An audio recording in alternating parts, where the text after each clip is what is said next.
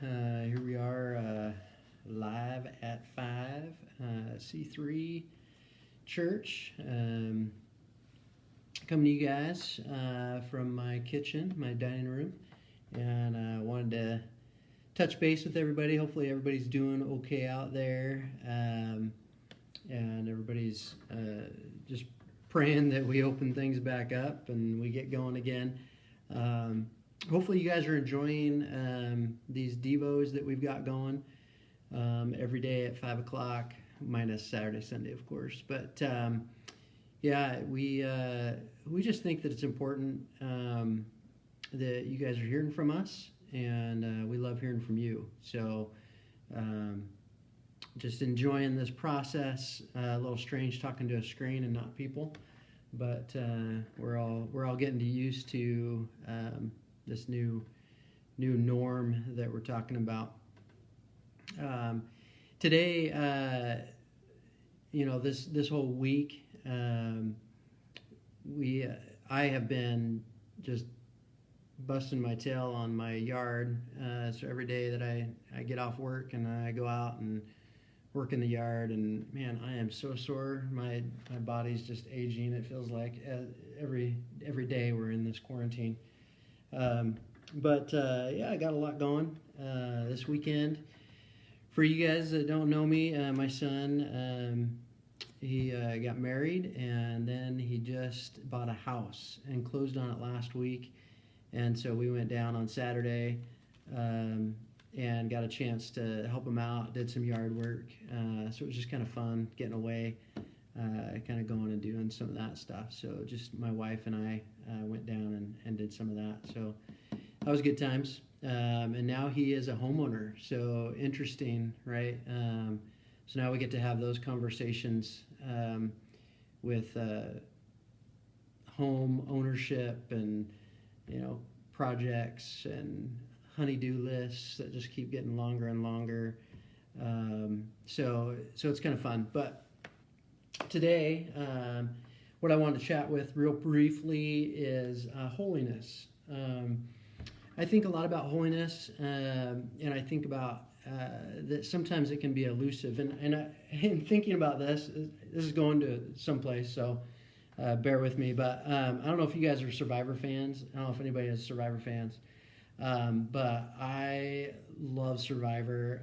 We took a hiatus for a couple seasons because we just got so busy and didn't watch much TV. But we watched this season, and it was 40 years, right? 40? Yeah, 40. Yeah, 40, not years, episodes, right? Because they usually do 2 in a year.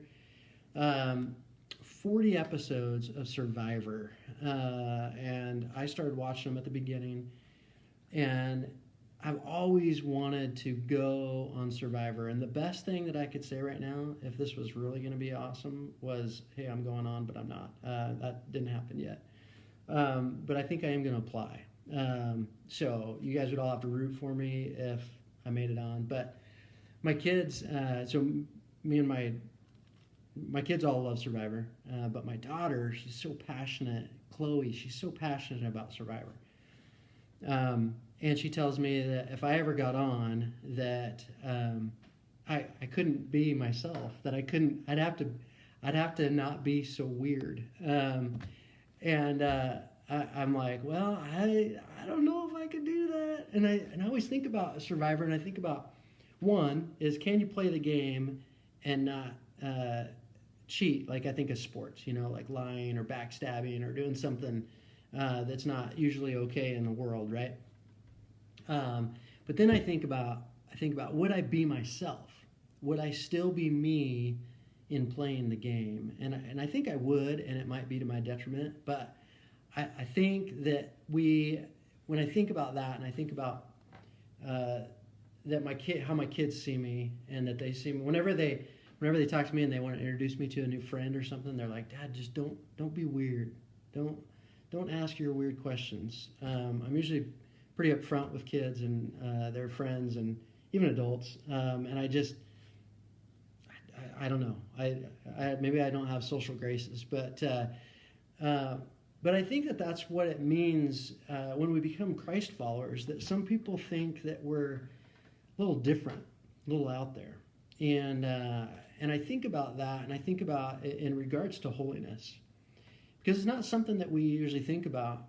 But how can a holy God, right, God that's all perfect, coexist with sinful humans? How do we follow the call, like in 1 Peter? I'm in 1 Peter 1:13, and it says, "Therefore, prepare your minds for action. Be self-controlled. Set your hope fully on the grace to be given you when Jesus Christ is revealed." And I want you to think about that word hope. "As obedient children, do not conform to the evil desires you had when you lived in ignorance." So now that you know who God is, you're not to live in ignorance anymore. So as obedient children, do not conform to the evil desires you had when you lived in ignorance, but just as he who called you is holy, so be holy in all you do. For it is written, "Be holy because I am holy." And so I think about that, and the holiness of God is something that's really hard to wrap our mind around, because it leads to an abundance of puzzling questions. Holiness is something we can certainly aspire to, yet something we'll never fully attain or even comprehend.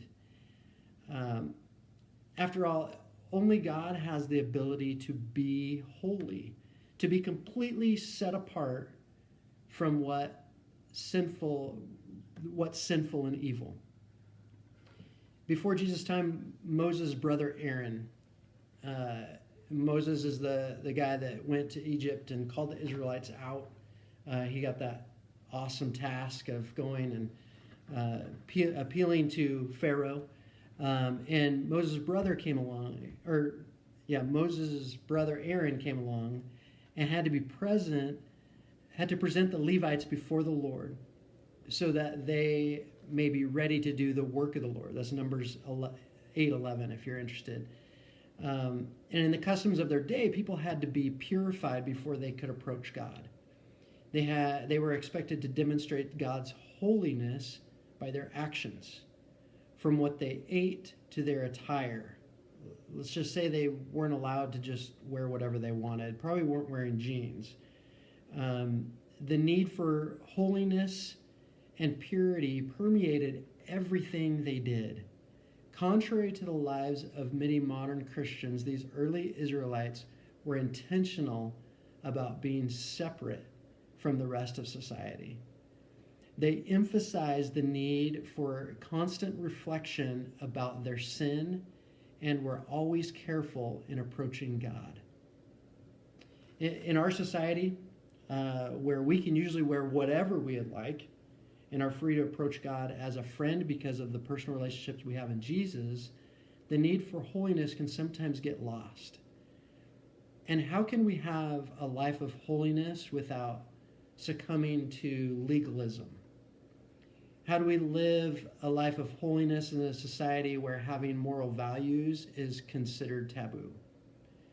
I think that we need to continually be reflecting on our relationship with Christ and our sense of holiness through our actions.